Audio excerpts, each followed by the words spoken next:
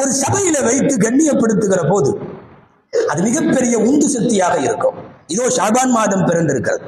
தமிழகம் முழுக்க ரம்ஜானுக்கு முன்னாலே குழந்தைகள் மதரசாலிருந்து பெரியவங்க மதரசா வரையும் எல்லா பக்கம் ஆண்டு விழாக்கள் நடத்தி பரிசுகள் கொடுப்பார்கள்.